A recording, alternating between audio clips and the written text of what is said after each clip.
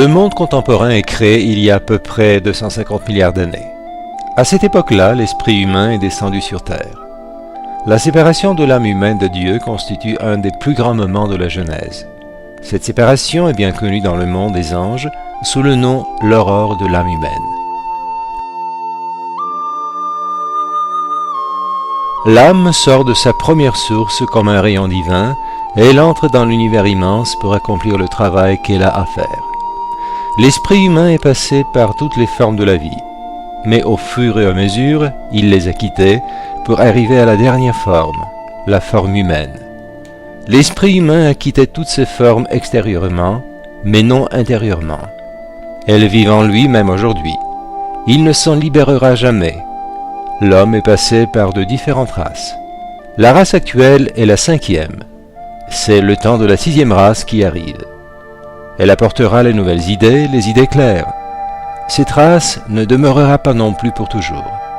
Le but de l'homme est d'aller en avant pour arriver à l'état de l'ange, d'être le maître de soi-même et de l'univers, d'être le collaborateur du Seigneur. Les anges possèdent un très grand pouvoir.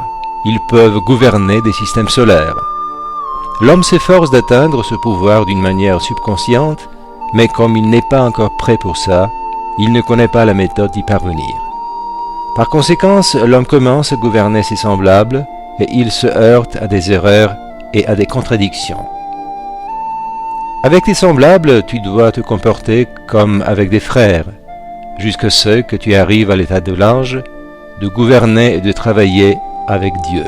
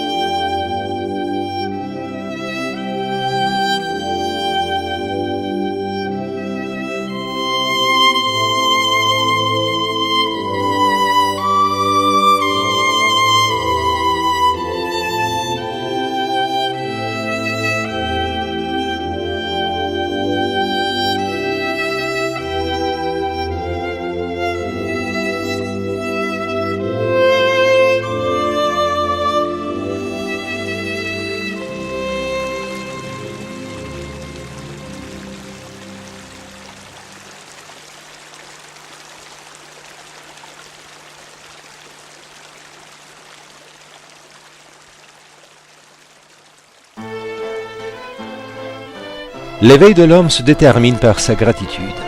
Seulement celui qui est reconnaissant pourrait se réveiller. La gratitude, c'est une force qui peut réveiller l'homme de son sommeil. De cette manière, l'homme attire l'attention du Seigneur envers soi-même. L'éveil de l'âme humaine ne sous-entend pas le retournement du pécheur vers Dieu, mais la libération de la divinité de l'homme, de toutes les compréhensions fausses, de tous les égarements dans lesquels il a été au cours de l'éternité.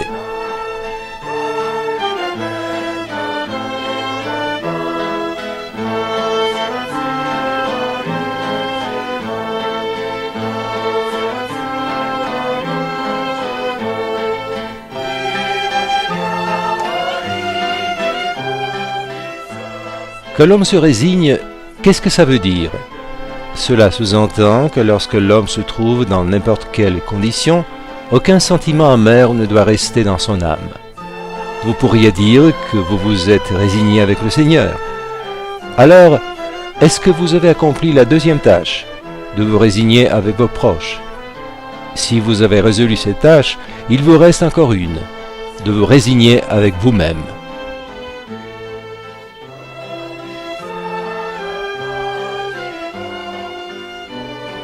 Le don est l'un des grands processus dans la nature. Si tu donnes, on te donnera aussi. Cette loi s'appelle la loi de l'abondance universelle. Donnez tout avec amour pour que votre don soit béni. Vous devez donner tout avec la conscience qu'il appartient à Dieu et non à vous. Deviens une source qui donne toujours.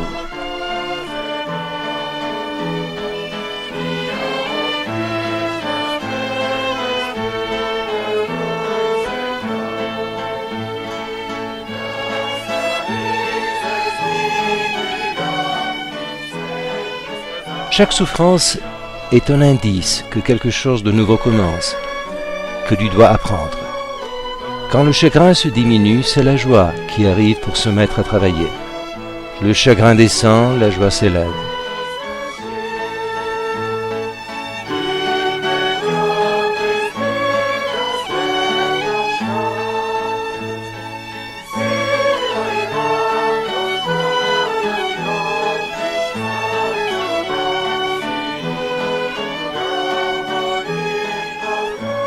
Des milliers d'années sont passées jusqu'à ce que le grand esprit de la vie élève l'homme et éveille dans son âme l'amour du monde spirituel. Cet amour l'acheminera vers le grand élan universel que nous appelons l'élévation spirituelle.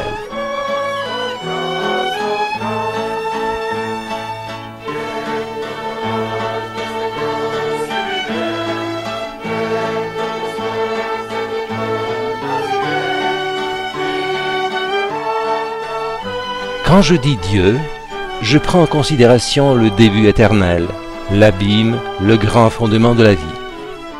Ainsi, la porte de ta raison et de ton cœur doivent être toujours ouvertes, pour que tu puisses entendre la voix de Dieu qui dit « Sors de tes vieilles compréhensions, sors de la vieille vie et entre dans la nouvelle, d'après les nouvelles compréhensions de la vie. » Vous allez penser à Dieu comme à une certaine idée, comme la plus belle chose dans le monde entier. En pensant à lui, enfin il s'ouvrira à vous.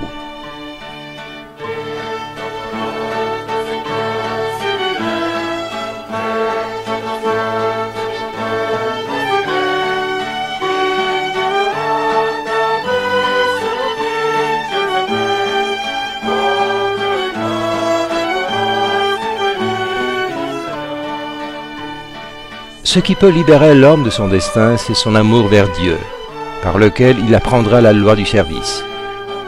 Lorsque l'homme décide de commencer à servir au Seigneur, alors il se libère de son lourd destin, de son esclavage sombre dans lequel il est tombé. Alors, les chaînes qui entourent ses jambes disparaîtront.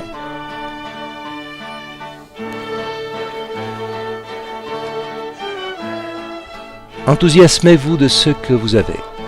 Enthousiasmez-vous de votre raison. Réjouissez-vous de votre cœur qui porte de la chaleur. Ravissez-vous de votre âme qui porte les biens de Dieu depuis des milliers et des millions d'années. Ravissez-vous de votre esprit qui vous montre la voie vers Dieu. Pourquoi devez-vous vous décourager?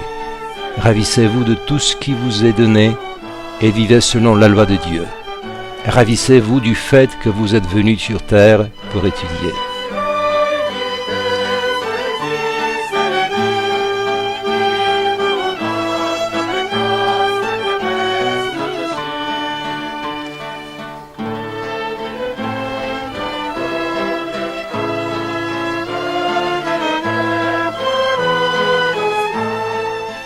La vie naît dans un sang pur. L'organisme des gens contemporains est contaminé par la viande, le vin et par beaucoup d'autres nourritures, etc. Notre corps spirituel est contaminé par l'avidité, la méchanceté, la haine. Vous aimez quelqu'un, mais s'il vous dit un mot offensant, vous commencez à le mépriser. Est-ce que vous savez quel poison dangereux est la haine pour votre organisme? Dans ce cas-là, vous faites du mal à vous-même. L'orgueil est aussi du poison. Il vous faut de la pureté.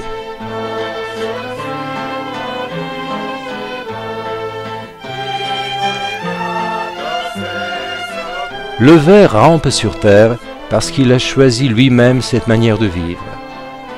Un jour, lorsqu'il se transformera en papillon, il quittera son ancienne manière de vivre pour entrer dans une nouvelle vie, dans de nouvelles conditions qui seront meilleures. Le papillon se distingue du ver par sa plus grande intelligence et du fait qu'il est le maître de sa situation. Dieu dispose d'innombrables manières qui sont spécifiques pour chaque individu, par lesquelles il peut se révéler à chaque âme pour la pousser vers l'avant.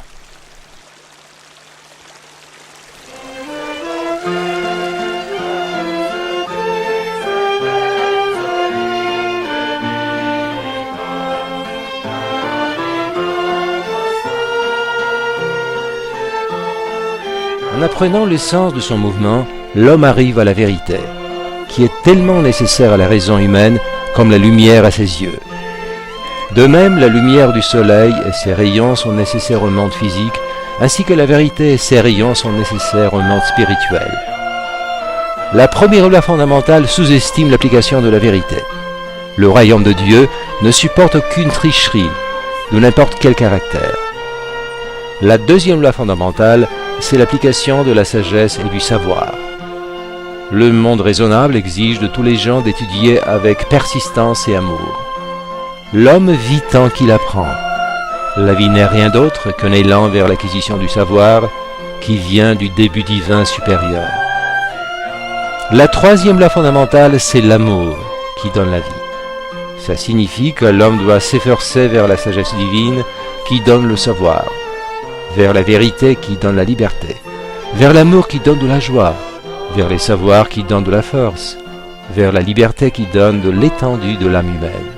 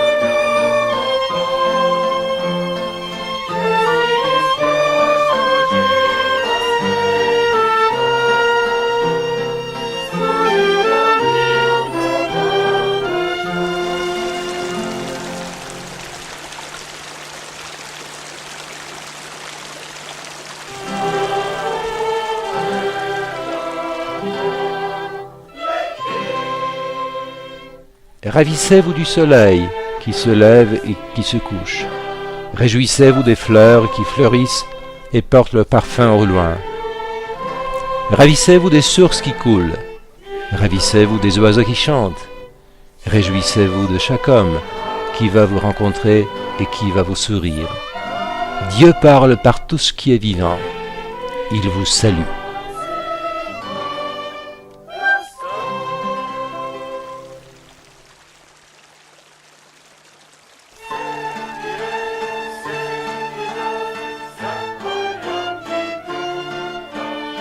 Ce que vous savez pour l'application des couleurs par rapport à l'habillement des gens, ça concerne également leurs pensées et leurs sentiments. Chaque pensée, chaque sentiment, chaque acte est habillé par une couleur, comme dans un vêtement. On peut dire que l'homme est tissé, tout l'espace tisse. Pendant le jour, toutes les planètes passeront par votre organisme.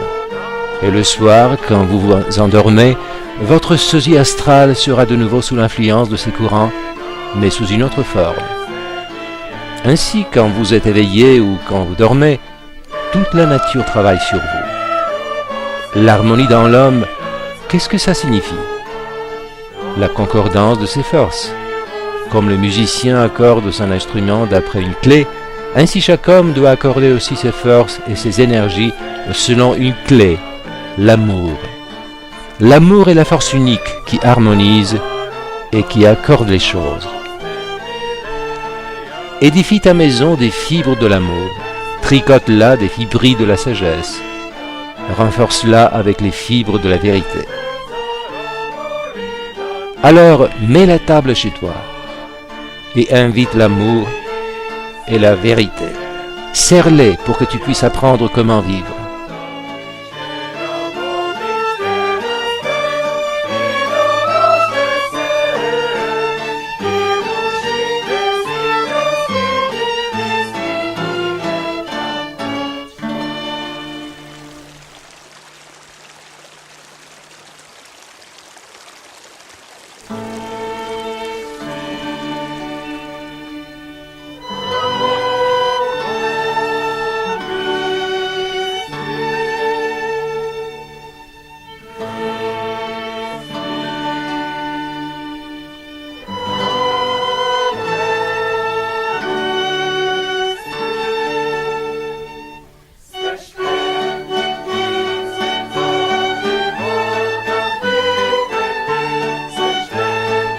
Tous les gens contemporains souffrent de la force de sa raison.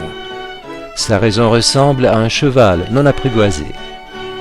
Toute la culture contemporaine, c'est une culture pour l'exercice et pour l'élevage de la raison humaine.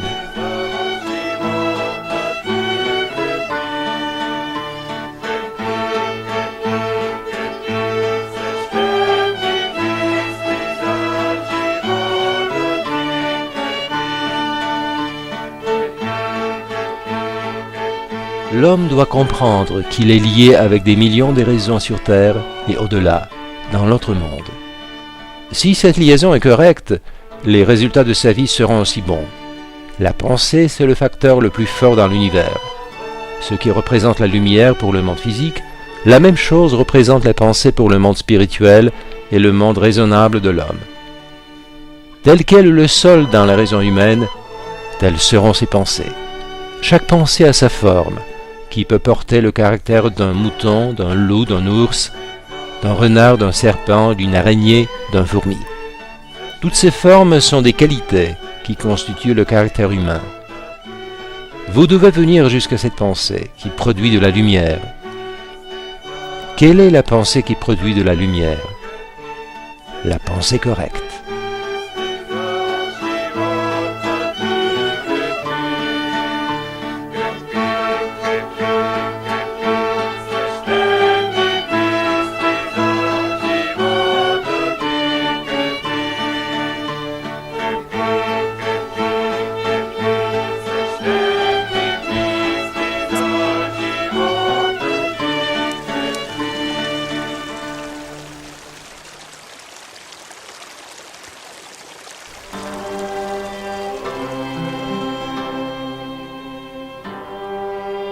Aum, c'est un mot de l'esprit.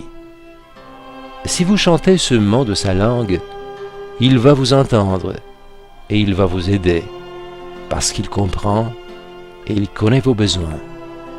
L'esprit n'est pas quelque chose externe que vous pouvez attraper. Vous êtes plongé dans l'esprit. La force, la puissance, l'espace, la lumière, la chaleur, toutes les vertus, tout dans le monde, y compris les secrets pour les révélations de l'univers, tout ça est dû à l'esprit.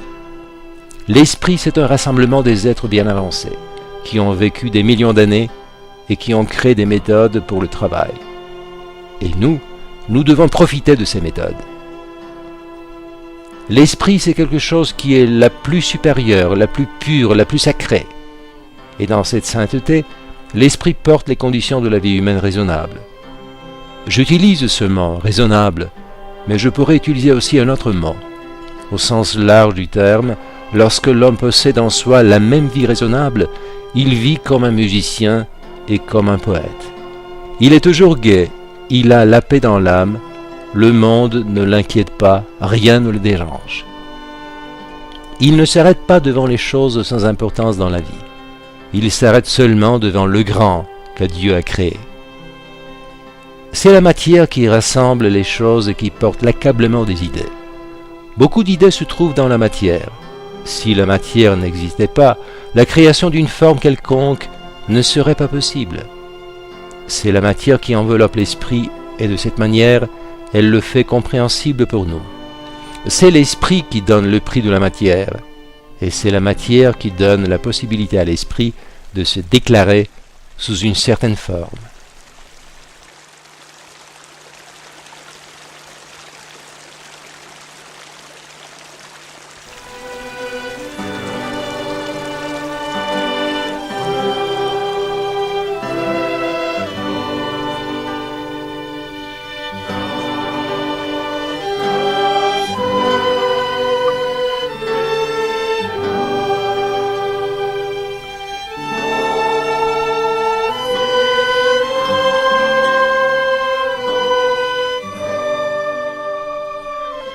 L'homme qui a de la conscience, il pourrait se faire un vêtement des rayons du soleil. La laine, la nourriture, tout ça vient du soleil. Cet homme ne donnera pas d'argent pour sa nourriture. Il ne se disputera avec personne, parce qu'il n'y aura pas de raison pour ça. Il n'est pas nécessaire que vous vous incliniez au soleil, mais ce qu'il donne, ça doit être accepté et cultivé. Il faut que l'homme accepte de l'énergie du soleil pour son cerveau, pour ses poumons, pour son estomac et pour son corps. La raisonnabilité est cachée dans cette énergie. Tu dois savoir toujours quand le soleil se lève, pour que tu sois éveillé, pour que tu sortes et tu l'accueilles. Le premier rayon du soleil, c'est quelque chose de très beau. Si tu peux l'attraper 10 fois dans l'année, ça suffira. Mais tu dois le sentir comme il faut, sans détourner ton attention.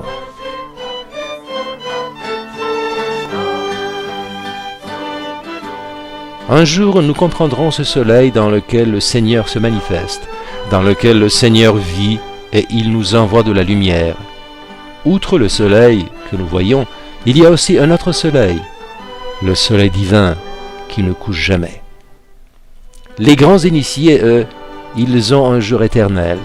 Le soleil ne se couche jamais pour eux. Ils voient le soleil partout, la terre de partout. Pour eux, la matière est transparente. Sous l'influence du soleil, la conscience spatiale de l'homme se réveille. C'est le soleil qui réveille la pensée dans l'homme. Le soleil est vivant, il est un être collectif qui a une conscience spatiale. La pensée est en lui. Lorsque cette conscience spatiale se réveille dans l'homme, le soleil commence à penser à lui. Alors l'homme est sain et il vit longtemps.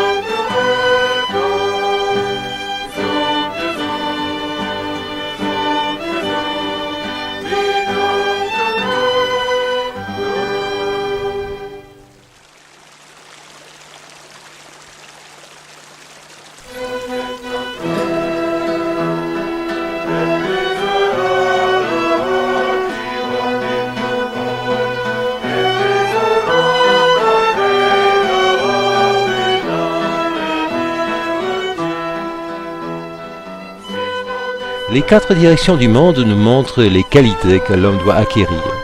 L'Est, c'est la qualité de la justice. L'Ouest, ce sont les bonnes manières. Le Nord, c'est la vérité et la liberté. Le Sud, c'est le bon, le bien-être du monde. Entre la justice, les bonnes manières, la vérité, la liberté et le bien-être, il y a une harmonie interne que les gens commencent à apprendre à peine maintenant. La justice ne peut pas se déclarer sans la vérité. La vérité ne peut pas se déclarer sans la bonté. L'homme commence par la vérité, ça veut dire par le mouvement. Tenez la mesure suivante en vous-même. Si tu veux que les gens se comportent bien avec toi, toi tu dois te comporter également bien avec eux. Maintenant, vous pouvez poser la question, pourquoi le monde est arrangé comme ça? Alors, donnez un programme. Comment le monde peut être arrangé d'une manière plus intéressante? Faites un drame où il n'y aura pas de souffrance, où les gens ne tombent pas amoureux, mais ils mangent et ils boivent seulement, ils restent toujours immobiles, comme des momies et des statues en cire. Ils se regardent seulement, sans parler et sans pleurer.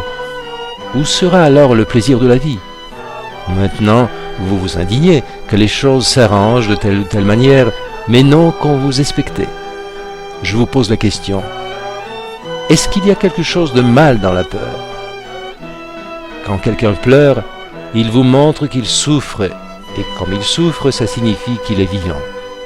Puisqu'il pleure, il a du cœur, il a des sentiments. Après chaque souffrance, si vous vous débrouillez bien, une nouvelle lumière, une nouvelle acquisition arrive. Celui qui souffre, il ennoblit sa raison, son cœur et son corps. Le grand et l'ordinaire, tous les deux souffrent, mais le grand s'élève en souffrant, tandis que l'ordinaire s'acharne.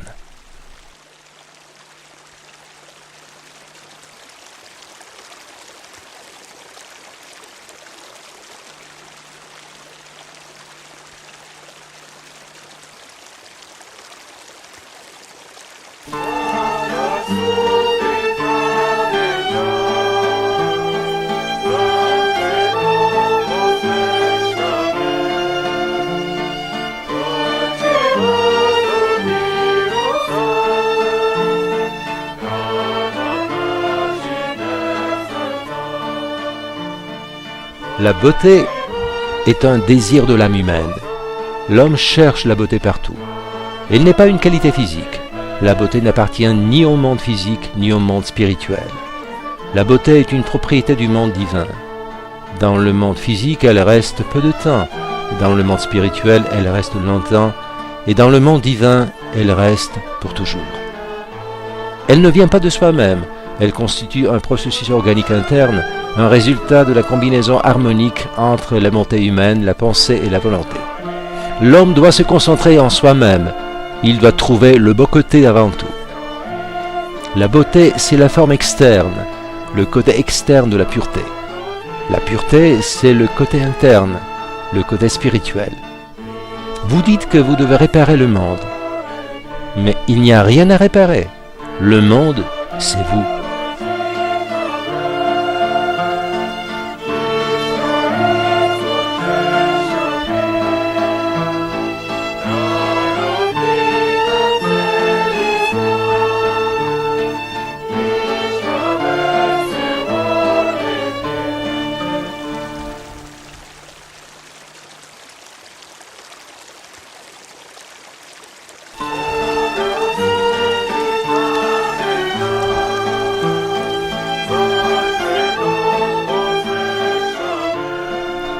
Pour profiter de la nature, nous devons déclarer une vie externe et une vie interne.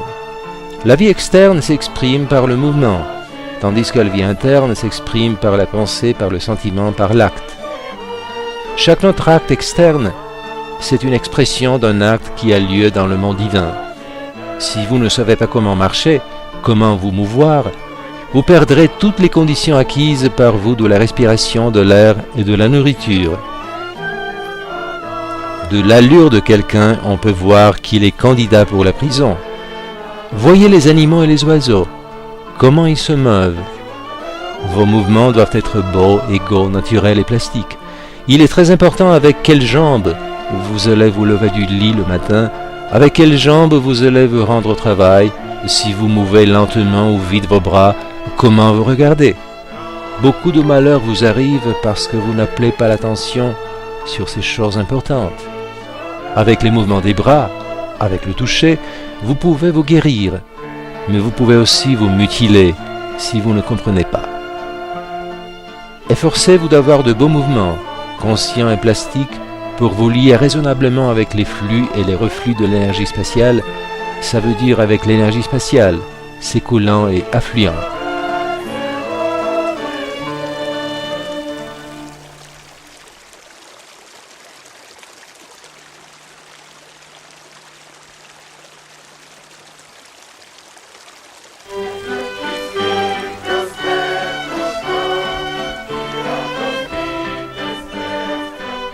Le divin vainc toujours, tandis que l'humain est toujours vaincu. C'est une loi sans exception. Aujourd'hui, aucune science ne peut être édifiée sur la personnalité. La science contemporaine, la philosophie, la chimie, la physique, la biologie, prenez même la théologie, à cause de la personnalité humaine, toutes ces sciences se sont perverties. Dans la personnalité se cachent les pires choses. Elle est une expression de l'égoïsme, de la servilité, de la peur, de la tromperie, du mensonge. La personnalité humaine est créée par toutes les qualités négatives dans le monde. C'est ça la personnalité. Je ne prends pas en considération l'homme, la conscience en lui, mais la personnalité dans l'homme. Mais ce n'est pas seulement la personnalité qui se déclare dans le monde.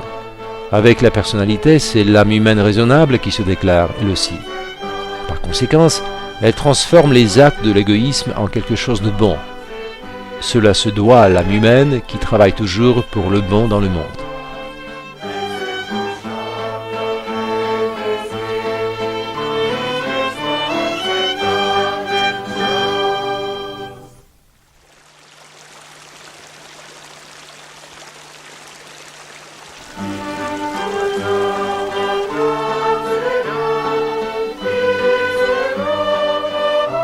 Tout l'univers chante, le soleil, la terre, tous les astres y chantent.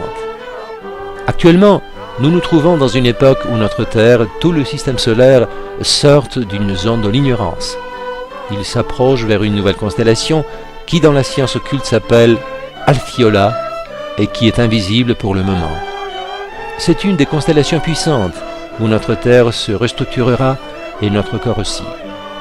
Il y aura une telle restructuration de notre raison et de notre corps que l'humanité n'a jamais vue. Jésus-Christ est venu de cette constellation pour montrer aux gens les méthodes et les principes de la vie raisonnable. Chaque nouvelle époque commence par un nouveau rythme. Maintenant, un nouveau rythme vient dans la vie. Le divin perce partout sa voix. La vague qui vient maintenant lèvera à un plus haut niveau non seulement nous, mais aussi tous les minéraux, tous les végétaux et tous les animaux. Retenez, une telle deuxième vague ne viendra pas. Si vous laissez ça pour l'avenir, alors les conditions seront beaucoup plus difficiles.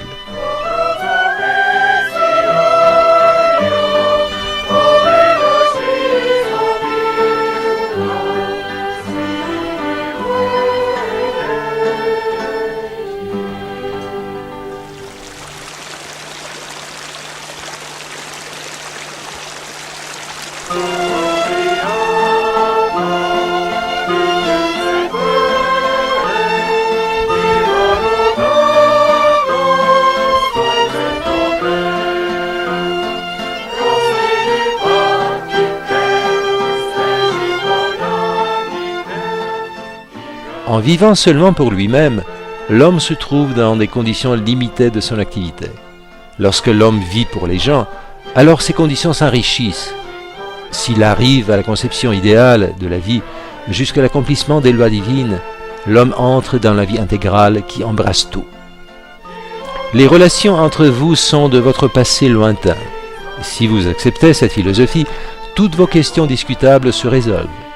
Chaque homme, selon son état, forme autour de lui une atmosphère spécifique, des vibrations spécifiques, que l'homme sentimental perçoit tout de suite.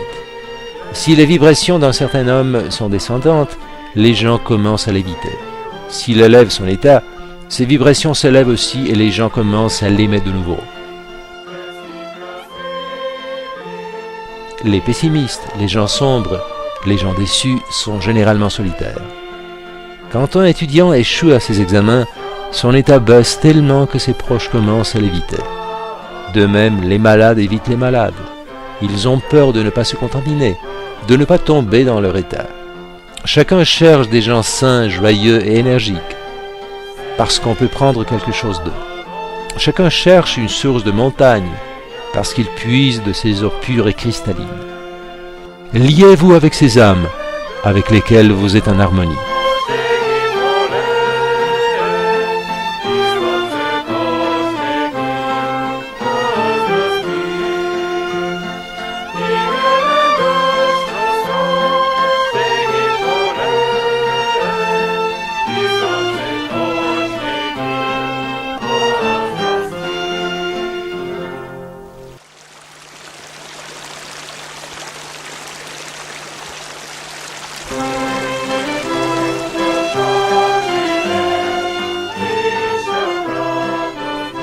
Lorsque l'homme quitte la terre, la seule chose qu'il porte en soi, ce sont 3 atomes.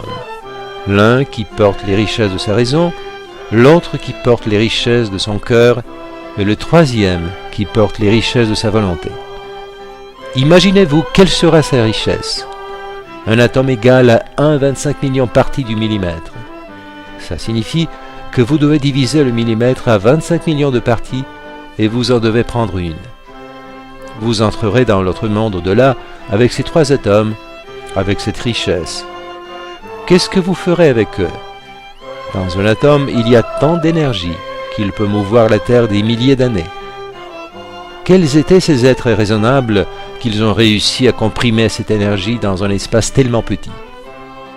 Aujourd'hui, c'est le jour où nous devons préparer le meilleur cadeau pour l'amour divin. Aujourd'hui, c'est le jour où nous devons préparer le meilleur cadeau pour la sagesse divine.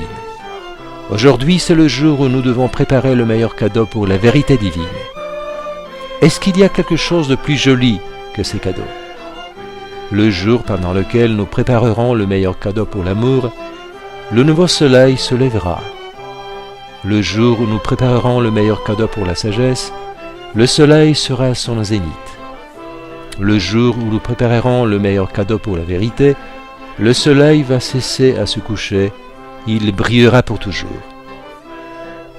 Nous accomplissons la volonté de Dieu, nous deviendrons des fils de Dieu et nous irons d'une gloire à une autre gloire.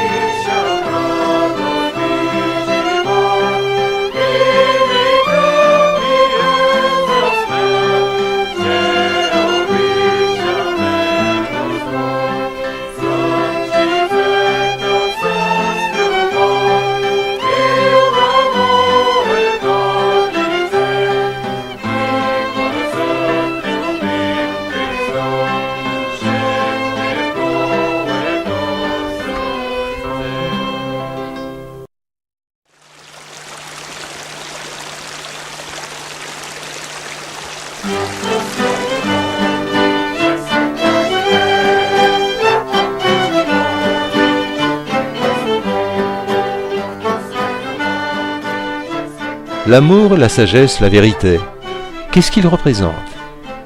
Réjouissez-vous à la richesse des autres, comme si elle appartient à vous. Réjouissez-vous à l'érudition et aux capacités des autres, comme si c'est votre érudition.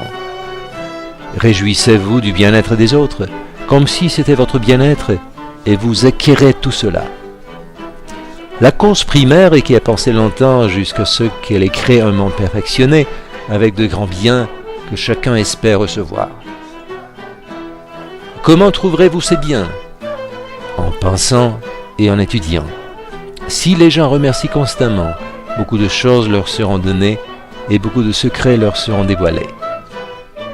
Il n'est pas question que la vie se passe.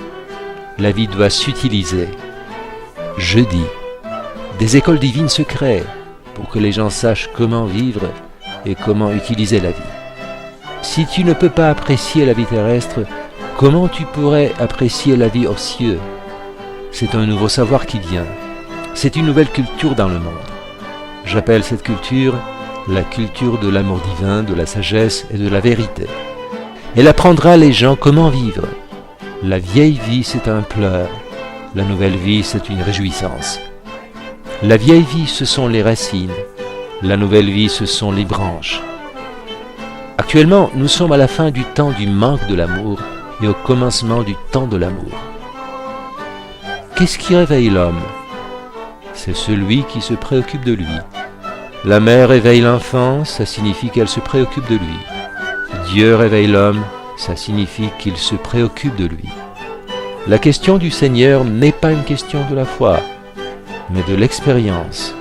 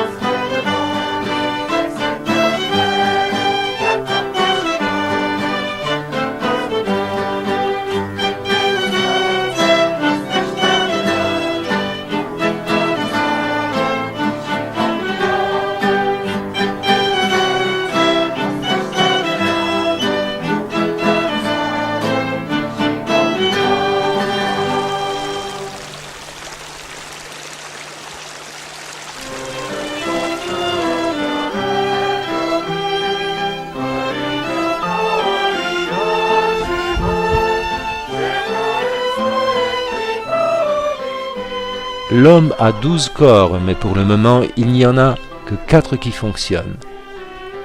Les autres 8 corps sont encore en état de conception. Ils se déclareront dans l'avenir.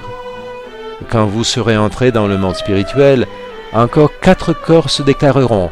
Et si vous entrez dans le monde divin, alors les derniers 4 corps se déclareront eux aussi. L'esprit humain a travaillé des milliers d'années sur nous. Et il nous a donné l'organisme avec ses jambes, des bras, le cerveau, le cœur, etc. Si nous, au cours de la vie, ne pouvons pas contrôler notre organisme avec ses forces, ce cerveau, ce cœur, ses nerfs, les artères et toutes les petites brindilles en lui, alors qu'est-ce que nous expectons? Vous vous levez le matin sans penser à votre corps. Faites une prière pour lui. Envoyez votre pensée vers votre corps.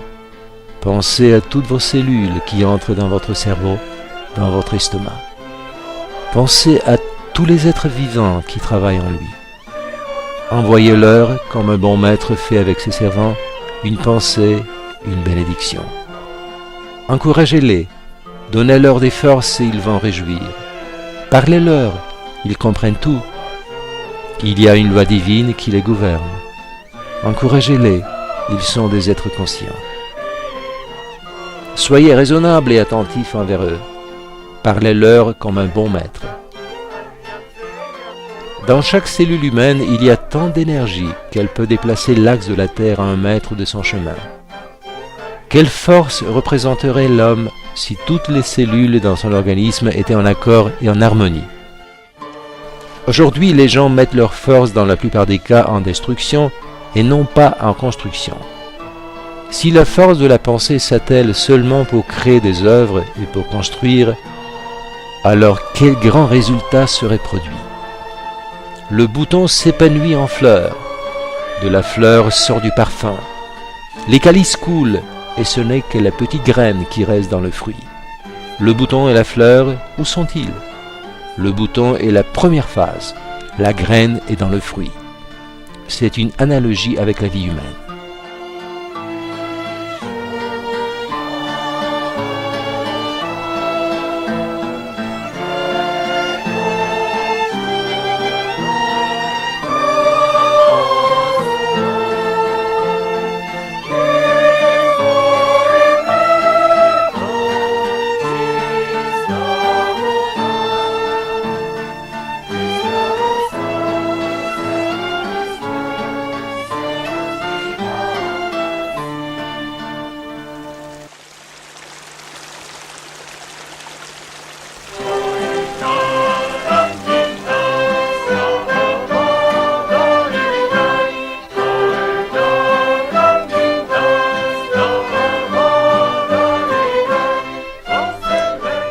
Celui qui ne connaît pas les causes profondes du monde supérieur organique, il ne connaît pas également l'activité de l'esprit humain.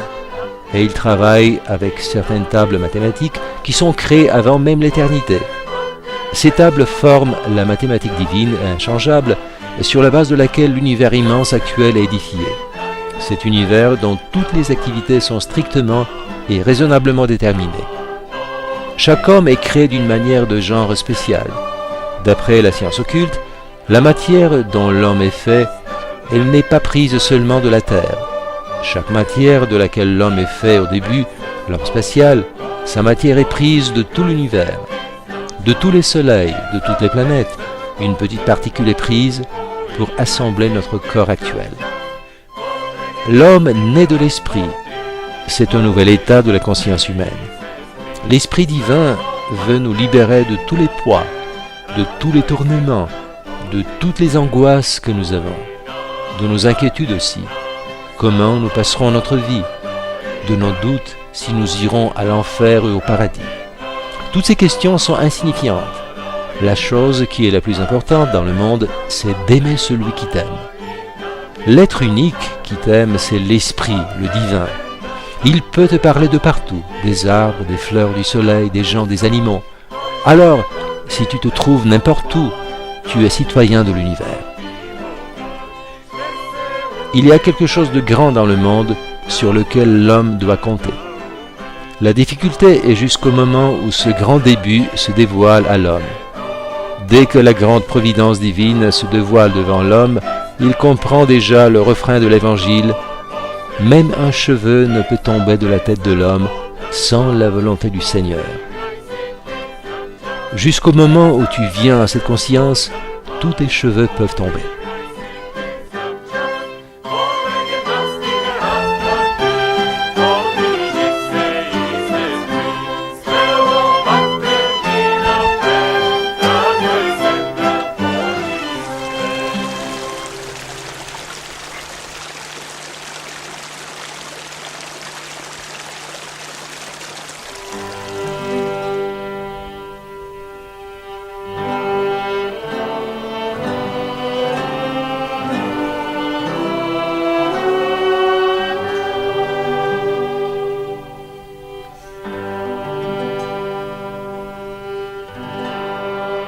Quand vous souffrez de n'importe quelle maladie, cherchez le secours dans la respiration profonde.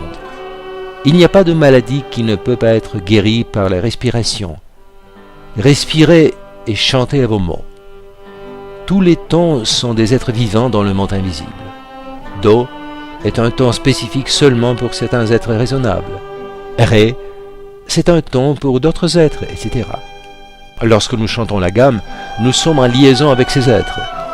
Comme nous chantons, ils affluent et nous nous échangeons avec eux. La musique est une force. La musique est le meilleur conducteur des forces divines. Dans la vie actuelle, les grandes angoisses et ces changements brusques par lesquels vous passez d'une humeur réjouissante à une humeur triste laissent certains sédiments et des poisons. Pour cette raison, on utilise la musique comme un moyen contre ces poisons. L'homme est fait d'une manière musicale. Le chant, c'est un courant puissant qui nettoie tout l'organisme, mais seulement ce chant dans lequel chaque cellule, chaque fibre chante. La nature chante, les oiseaux chantent en mai, le parfum des fleurs chante. La vie, c'est une ronde.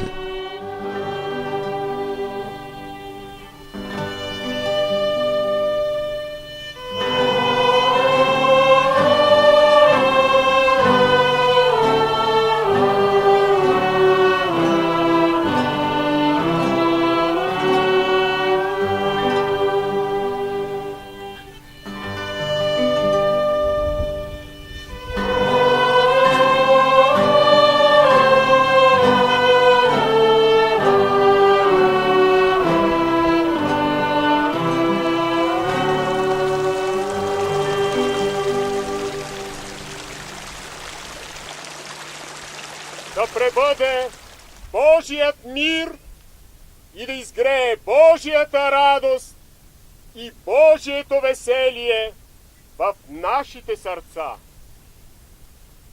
Да пребъде Божият мир и да изгрее Божията радост и Божието веселие в нашите сърца. Да пребъде Божият мир и да изгрее Божията радост и Божието веселие в нашите сърца.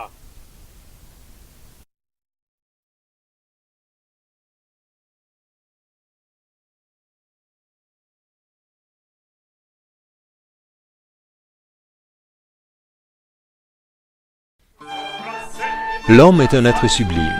Si vous aviez une conception réelle de cet être, si vous aviez confiance en lui, mais non pas uniquement en ce qu'il est en apparence, vous verriez vraiment qu'il est sublime. Parce que ce qu'on voit à son extérieur n'est que l'expression de certaines pensées et émotions et de certains mouvements intérieurs. L'être humain n'est pas ce que l'on croit actuellement. Il est plus qu'un être fait de la substance physique qui disparaîtra lors de sa mort. Ce qui meurt, ce n'est pas l'être humain lui-même. S'il disparaissait lors de la mort, pour quelle raison tant de philosophes s'occuperaient-ils de lui? Dans ce cas-là, il ne serait qu'un objet, qu'une machine qui se réduirait en poussière un jour. Cette conception de l'être humain, qui disparaît en mourant, fut le premier mensonge introduit dans le monde. En réalité, il y a quelque chose au fond de cet être, qui ne meurt point tant dans ce monde visible que dans le monde invisible. C'est donc ce quelque chose n'étant pas l'objet de la décomposition qui constitue l'être humain. En parlant de l'homme, nous entendons son âme. Cet être est une âme vivante qui possède toutes les ressources de la vie éternelle et immortelle. Cette âme dispose de toutes les capacités et de toutes les méthodes pour œuvrer dans son fort intérieur, et c'est cela qu'elle met dans le cerveau, en somme, dans le corps physique moyennant lequel elle s'exprime et se révèle dans la vie. Il y a plusieurs degrés de l'homme. En disant « homme », nous n'entendons pas seulement l'être qui habite la terre. L'homme n'existe pas uniquement sur la terre ni dans le système solaire. Il habite l'univers tout entier, tous les soleils et toutes les planètes. Ceux-ci sont peuplés d'êtres dont l'intelligence a atteint des niveaux fort différents. Les formes de leur corps physique n'ont nulle importance. Ils sont des êtres intelligents et appartiennent à la même race humaine. Cette race évolue progressivement. Nombreux sont les êtres qui habitent les autres systèmes solaires et qui sont de loin plus évolués que les terriens, car ils étaient issus bien avant ceux-ci de la source originelle sublime de la vie. Leur sagesse est si profonde que la civilisation des terriens, par rapport à celle des habitants de Sirius par exemple, est encore dans les langes. Les terriens ne sont même pas des enfants en comparaison avec les êtres humains qui habitent Sirius. Cependant, l'homme est un voyageur constant, éternel. La terre n'a pas été et ne sera jamais sa seule demeure. Chaque être humain, chaque âme humaine est un élément constitutif du grand Homo Cosmicus. Par son essence, celui-ci occupe sa place bien précise dans la nature vivante et joue un rôle bien déterminé. Sans lui, l'univers ne pourrait pas se manifester dans son harmonie absolue. Voilà pourquoi chaque être ici sur Terre a son rôle individuel. Sans lui, la vie ne pourrait plus exister. La présence de millions d'humains au monde n'est pas un hasard. Vous voulez savoir pourquoi vous êtes venu sur la Terre?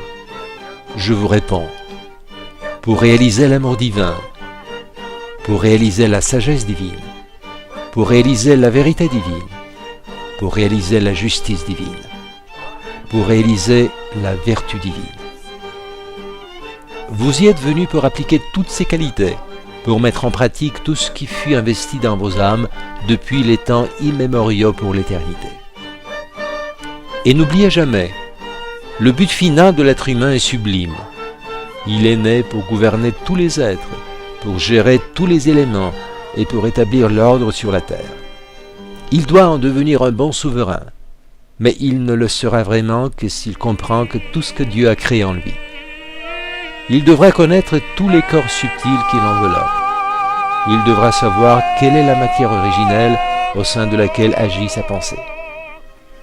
Or, le Christ veut actuellement être aidé par des hommes qui soient capables de créer et d'édifier la vie selon les lois de la science divine et dont les préoccupations soient orientées sans faillir vers les vertus du royaume divin.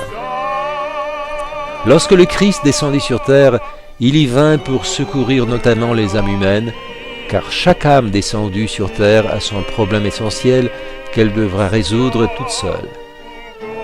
Pour chaque âme humaine qui veut s'élever, il n'y a rien d'impossible. Elle est ferme grâce à ses liens avec les autres âmes qui sont des prochains réels. Voilà pourquoi l'art de vivre sur terre consiste en ceci. Tant qu'on est en vie dans cette petite forme, le corps physique, on doit établir des contacts avec les âmes des autres terriens. C'est là que vous trouverez la clé du succès. Même s'il n'y a qu'une seule âme au monde qui vous aime, elle sera capable de vous secourir pour que vous surmontiez les difficultés de votre existence. Or, si plusieurs âmes émettent leur amour vers un seul être, celui-ci sera à même de devenir tout, poète, peintre, musicien, savant. Une force sublime, c'est l'essence de l'amour. Sache bien et rappelle-toi toujours, tu as une âme et non pas un corps. Tu as une âme conçue autrefois au sein de l'Esprit divin, engendrée dans l'amour. Maintenant, ton âme est un bourgeon impatient de fleurir. Concentre bien ta conscience en lui, car c'est l'un des instants les plus importants de la vie. Alors, tu t'ouvriras pour recevoir le grand soleil qui illumine l'univers divin tout entier.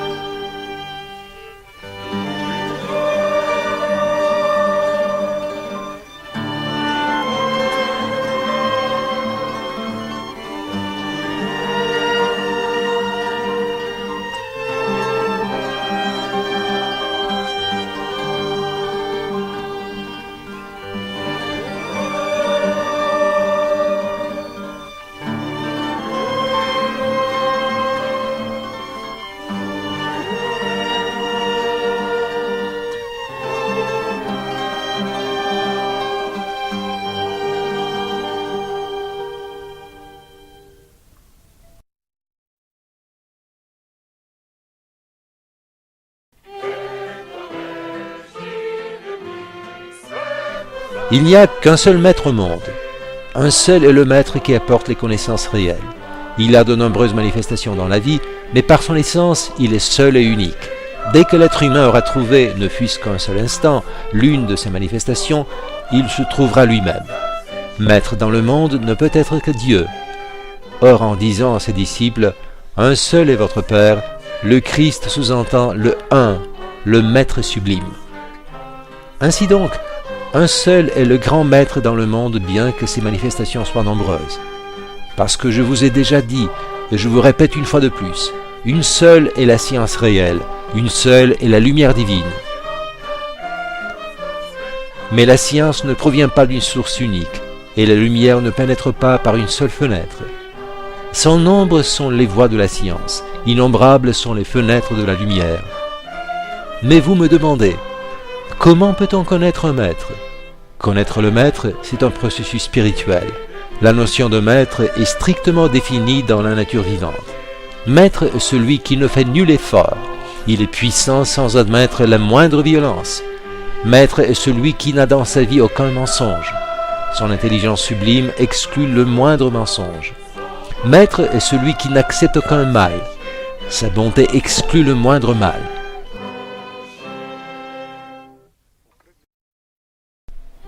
Si dans un être humain existe la violence, le mensonge, le mal, il n'est pas maître, il est disciple. C'est la définition la plus courante et la plus accessible des notions de maître et de disciple. La présence du maître devient évidente par les effets. Il vous donne la vie, la lumière, la liberté, parce que maître n'est que celui qui vit et travaille suivant les lois de l'amour, de la sagesse et de la vérité. Celui qui n'observe pas ces lois est disciple. L'amour du maître est prouvé, c'est inutile qu'on le mette à l'épreuve. La science du maître est prouvée, c'est inutile qu'on la mette à l'épreuve. La pureté du maître est prouvée, c'est inutile qu'on la mette à l'épreuve.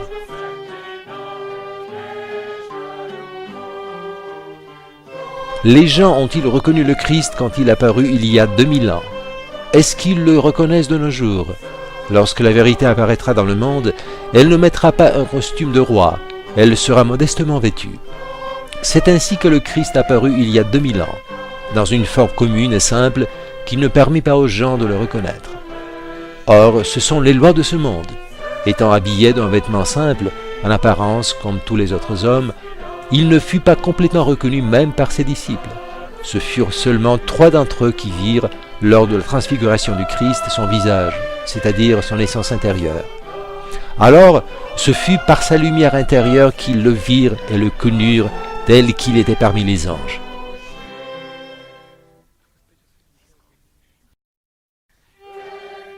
En fait, pour être à même de voir le Christ, il doit avoir une intelligence, un cœur, une âme et un esprit pareil au sien. Tous les êtres humains qui virent apparaître le Christ, avant d'atteindre cet état, se prosternent devant lui. Que peut-on voir en étant tombé au ras du sol? Chaque être humain doit boire à la source elle-même, et non pas à une rivière ou à un fleuve qui sont bourbeux à cause de beaucoup de salissures.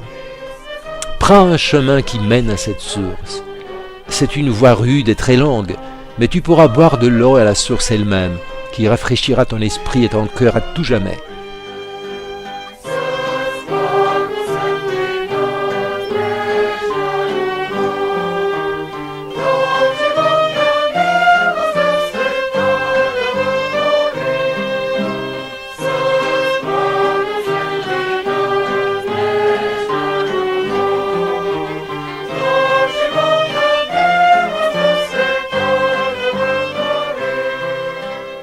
Sur la Terre, il y a une loge de savants qui se réunissent une fois par an pour discuter certains problèmes scientifiques. Ces initiés ont des connaissances concernant la Terre, son passé et son état actuel, lesquelles sont beaucoup plus approfondies et vastes par rapport aux connaissances de tous les scientifiques contemporains représentant les sciences modernes officielles. Mais quant à l'avenir de la Terre, ils ne le connaissent pas avec certitude, ils ne font que des suppositions, des hypothèses concernant cet avenir.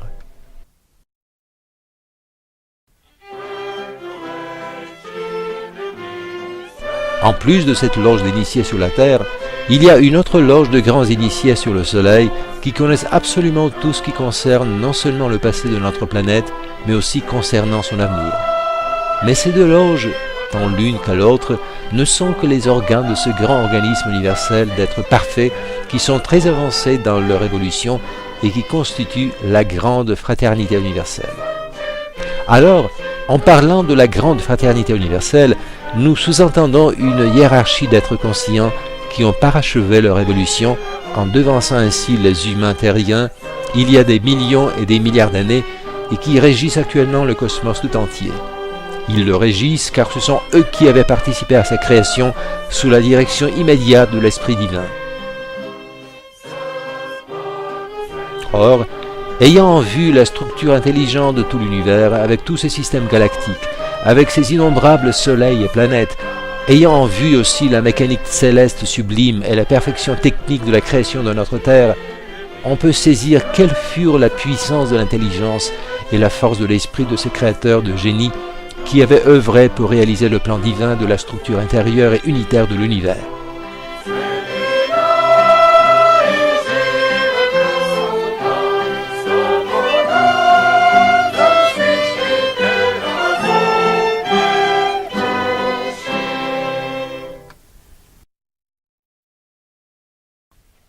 Selon les degrés atteints de leur science et le niveau de leur évolution, ainsi que suivant leurs tâches assignées, ces êtres sont rangés dans une échelle hiérarchique constituant un ensemble de principes organiques dont les rangs ont pour nous les noms suivants.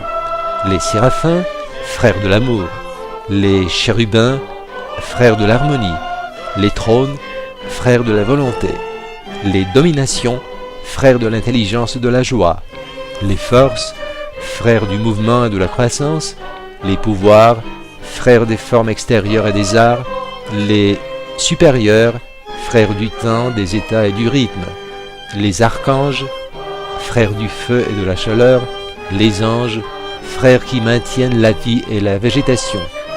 Le dernier rang est réservé aux âmes humaines avancées.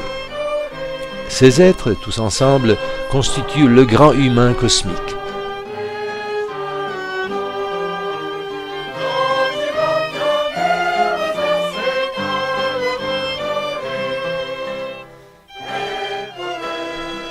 C'est ainsi qu'avait œuvré, œuvre actuellement et œuvrera la grande fraternité universelle dans le monde.